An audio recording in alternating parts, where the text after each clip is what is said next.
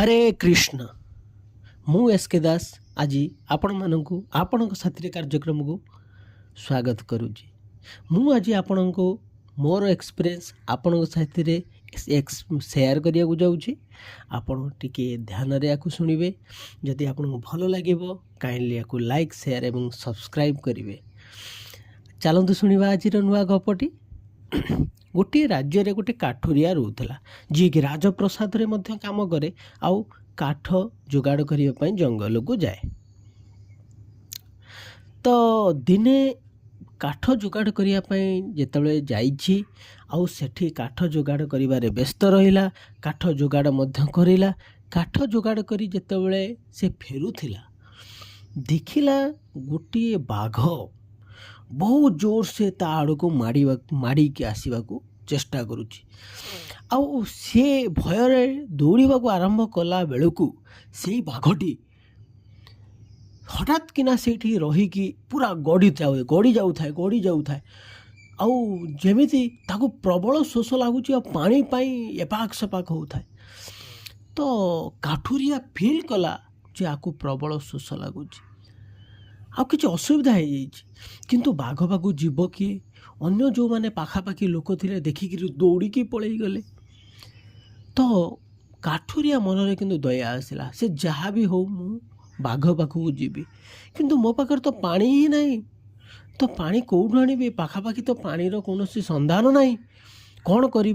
तो काठुरिया ता आगु को गला बेलू जड़े निजर बसती टिके स्थापन करने गोटे टेंट बांधुची। तो से काठुरिया को निज आड़ू कहला मते काठ दब कि काठुरिया कहला मु आपन को काठ देदेवी मुझे प्रति बदल मते पानी टिके दरकार।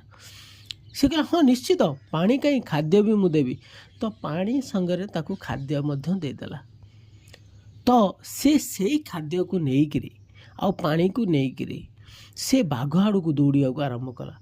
बाघ पूरा गड़ी जाऊ थाए बाघ पाखरे जिते पहुँचला देखिला बाघर गोड़े विराट बड़ गोटे कंटा पशि जाइछि जो सी प्रबल मात्रा रे छटपट होउछि। से कौन कला ना प्रथमे बाघर गोड़रू से कंटाटा को बाहर कला। बाघ किछि हिंस्रपण देखौ न था। तो बाहर कला परे ता गामुछा चिरिकिरी आउ सेटा को बांधी देला। आउ पानी जोटा आनी थिला ताको पानीटा दबा को आरंभ कला। आउ पानी मध्य से पीला। तो सी पानी दे सारा परे काठुरियाटा धीरे धीरे दूरे गला। बाघ पानी पी सारा परे निज रास्ता रे दौड़ा को आरंभ कला। तो काठुरिया आउ काठ तो हरई सारी थिला घर को आसिला परे ता परदिन से राजप्रसाद को गला काम कला।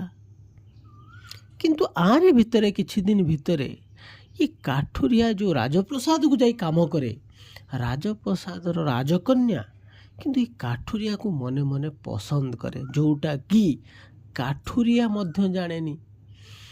तो काठुरिया को आसी लुचिकी देखा काम कला समय रे बा काठुरिया पाखकू खबर पठेबा राजकन्या एकाकी मिसिबा एकाकी देखा करिबा यही सब कथा राजा जानी पारिले। राजा जानी सारा परे काठुरिया को डाकिले तमे मो राजकन्या को तमे भल पाउछ ना आज्ञा मु ए सब विषय किछि जानी जेहेतु तार यंग बयस थिला राजा भाविले ये मिछ कहूँ आउ देखा बहुत सुंदर थिला शक्तिशाली से मध्य थिला। ये राजा भाविले ये मध्य मिछ कहूँ। तो राजकन्यार ए किंतु प्रकृति बा जो इच्छा शक्ति थिला का प्रति ना काठुरिया प्रति धीरे धीरे बढ़िया को आरंभ कला।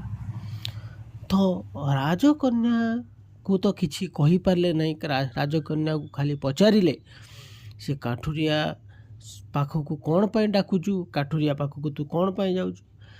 राजकन्या एमती आभॉइड कला हाँ एमती जाऊँगी किसी ना। किंतु राजा जितेबाला यहाँ फिल कले आउ मंत्री पाखु एक कथा शुणिले स्थिर कले जे ଆମେ ରାଜକନ୍ୟା ଅନୁପସ୍ଥିତିରେ ଅଜାଣତରେ କାଠୁରିଆକୁ ଆମେ ବାଘ ପାଖକୁ ପଠାଇଦେବା, ଆଉ ବାଘ ହିଁ ତାକୁ ଖାଇଦେବ, ମାରିଦେବ। ଆମେ ମାରିବା ନାହିଁ, ଯାହାଫଳରେ ରାଜକନ୍ୟାର ଆମେ ବିରୋଧୀ ହେଇଯିବା, ବିଦ୍ରୋହର ସୀମା ଟପିଯିବ କିଏ? ରାଜକନ୍ୟା। ତେଣୁ ସେଥିପାଇଁ ଆମେ ତାକୁ ବାଘ ପାଖକୁ ପଠାଇଦେବା। ସେ ଯଦି ମରିଯାଏ ରାଜକନ୍ୟା ଅଟୋମେଟିକାଲି ସେ କାର୍ଯ୍ୟରୁ ବିରତ ହେଇଯିବ। ତ ଏହା ଭାବିକିରି ତ କିଛି ଦିନ ଗଲା ପରେ ଦିନେ କାଠୁରିଆକୁ ମନ୍ତ୍ରୀ କହିଲେ, ଆମର ଏଇ ଯେଉଁ ବାଘମାନେ ଅଛନ୍ତି ତଳେ ତାଙ୍କୁ ଖାଇବାକୁ ଦେବାକୁ ପଡ଼ିବ, ଆଜି କେହି ନାହାନ୍ତି, ଆଜି ତୋତେ ଦେବାକୁ ପଡ଼ିବ। ତ ସବୁ କାମ ସରିଲା ପରେ କାଠୁରିଆ କହିଲେ, ଯା ସେଠି ଗୋଟିଏ ବାଘ ଅଛି ଯାହାର ଖାଦ୍ୟ ଦିଆଯାଇ ନାହିଁ, ତୁ ଦେଇଦେଇକି ଆ। ଯେତେବେଳେ କାଠୁରିଆ ସେ ଦ୍ୱାର ଭିତରକୁ ଯାଇଛି, ଏମାନେ ବାହାର ପଟରୁ ଦ୍ୱାରକୁ ବନ୍ଦ କରିଦେଲେ। ତ ଆଉ ବନ୍ଦ କରିଦେଇକି ପଳେଇ ଗଲେ। ସେମାନେ ଚିନ୍ତା କଲେ ଯେ ବାଘ ତାକୁ ଖାଇ ଦେଇଥିବ, ଆମେ ପରେ ଯିବା। ତ ଗଲାବେଳକୁ ଦେଖନ୍ତି ଯେ ବାଘ କାଠୁରିଆ ପାଖରେ ଶୋଇଛି। କାହିଁକି ନା ସେଇ ଯେଉଁ ବାଘ ଥିଲା, ସେ କେଉଁ ବାଘ ନା ସେଇ ବାଘ ଯାହାକୁ କାଠୁରିଆ ବିପଦ ସମୟରେ ସାହାଯ୍ୟ କରିଥିଲା। ତ ବାଘ ନିଜେ ବୁଝିପାରିଲା, ନିଜେ ଦେଖିକିରି ଜାଣିଗଲା ଏଇ ହେଉଛି ମୋର ମାଲିକ, ଯିଏକି ମୋତେ ବଞ୍ଚେଇଥିଲା। ତ ପାଖକୁ ଯେତେବେଳେ ଗଲା ଆଉ ଶୁଙ୍ଘିକିରି ତା ପାଖରେ ହିଁ ଶୋଇପଡ଼ିଲା। କାଠୁରିଆ ତାକୁ ଆଉଁସି ଦେଲା, ଆଉ ସିଏ ଆରାମସେ ନିଜର ପୋଷା ବାଘ ଭଳି ଶୋଇପଡ଼ିଲା। ଏହି କଥା ଯେତେବେଳେ ସେମାନେ ଦେଖିଲେ, ମନ୍ତ୍ରୀ ରାଜା ଆଶ୍ଚର୍ଯ୍ୟ ହେଇଗଲେ। ତ ସେମାନେ ଫିଲ୍ କଲେ କାଠୁରିଆ ଗୋଟେ କାଠୁରିଆ ନୁହେଁ, ତା ଭିତରେ ଗୋଟେ ଅନ୍ତର୍ନିହିତ ବହୁତ ବଡ଼ ଗୁଣ ଅଛି ଯେଉଁଟାକୁ ଆମେ ଚିହ୍ନି ପାରୁନାହାନ୍ତି। ତ ସେମାନେ କାଠୁରିଆକୁ ଆଣିଲେ, ଆଉ ମନ୍ତ୍ରୀ କହିଲେ ଆମର ଭୁଲ ହେଇଛି, ଏଇଟାକୁ କାହା ଆଗରେ ପ୍ରକାଶ କରିବେନି, ନ କରିବାକୁ ସେ କହିଲେ। ଆଉ ଶେଷରେ ରାଜା ରାଜକନ୍ୟାକୁ କାଠୁରିଆ ସହିତ ମ୍ୟାରେଜ୍ କରିବାକୁ ନିଷ୍ପତ୍ତି ନେଲେ।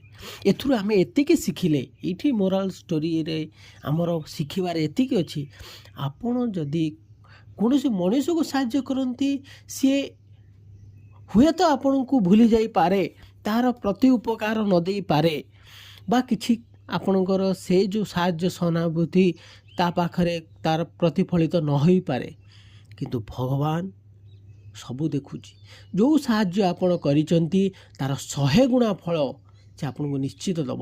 କିନ୍ତୁ ଆପଣ କାହା ପାଖରୁ ସେଇ ସାହାଯ୍ୟ ଯେଉଁ କରିଛନ୍ତି ତାର ପ୍ରତିଫଳରେ ସାହାଯ୍ୟ ପାଇବା ପାଇଁ ଯଦି ଆଶା ନ ରଖିବେ, 100 ଗୁଣା ଆକାରରେ ଭଗବାନ ତାକୁ ଫେରାଇବେ। ଆଉ ଦେଖନ୍ତୁ, ଏଇ ପଶୁ ପାଖରେ ଆପଣ ସେଇଟା ଦେଖିବେ। ଗୋଟେ ପଶୁ ପାଖରୁ କାଠୁରିଆ କେବେ ବି ଇଚ୍ଛା କରିନଥିଲା ଯେ ମୁଁ ତା ପାଖରୁ କିଛି ଫଳ ପାଇବି, କିନ୍ତୁ ଭଗବାନ ତାର 100 ଗୁଣା ଫଳ ଆକାରରେ ତାର ଜୀବନ ପ୍ରଦାନ କରିଦେଲେ। ତାହେଲେ ମୁଁ ଏତିକି କହିବାକୁ ଚାହୁଁଛି, ଆପଣ ସବୁବେଳେ ଚେଷ୍ଟା କରନ୍ତୁ ନିଜ ଦ୍ୱାରା ଯେତିକି ସମ୍ଭବ ସାହାଯ୍ୟ କରିବାକୁ। କିଏ ଆପଣଙ୍କୁ ଭଲ କହିଲା, କାହା ଫଳରେ ଆପଣଙ୍କର କିଛି ବେନିଫିଟ୍ ହେବ, ସେଟା ଚିନ୍ତା କରନ୍ତୁନି। ଯିଏ ସଂସାର ତିଆରି କରିଛି, ଯିଏ ଆପଣଙ୍କୁ ଜନ୍ମ ଦେଇଛି, ଯିଏ ଆପଣଙ୍କୁ କର୍ମ ଦେଇଛି, ଯିଏ ଆପଣଙ୍କୁ ଚଳଉଛି, ସିଏ ହିଁ ଦେଖୁଛି, ଆଉ ସିଏ ହିଁ ଆପଣଙ୍କର ଯେଉଁଟା ମଙ୍ଗଳ ହେବ ସେଇଟା ହିଁ କରିବ। ଆପଣ ଯାହା କରୁଛନ୍ତି ଯଦି ତା ଅନୁସାରେ ହିଁ କରୁଛନ୍ତି, ସେ ଖୁସି ହେବ। କାହିଁକି ନା ଆମେ ଯେମିତି ଗୋଟେ ବାପ ପାଖରେ ପୁଅ ଭଲ କାମ କରେ ବାପା ଖୁସି ହେଇଯାଏ, ସେଇ ହେଉଛି ଆମର ପିତା ସେଇ ଭଗବାନ, ସିଏ ମଧ୍ୟ ଖୁସି ହେଇଯିବ। ଆମକୁ ସେଇ ହିସାବରେ ଆମର ମଙ୍ଗଳ ଯେମିତି ହେବ ସେ ସେଇ ଅନୁସାରେ ଅଜାଡ଼ି ଦେବ। ତ ଏତିକି କହି ଆଜି ମୁଁ ବିରତି ନେଉଛି। So thank you. Hare Krishna.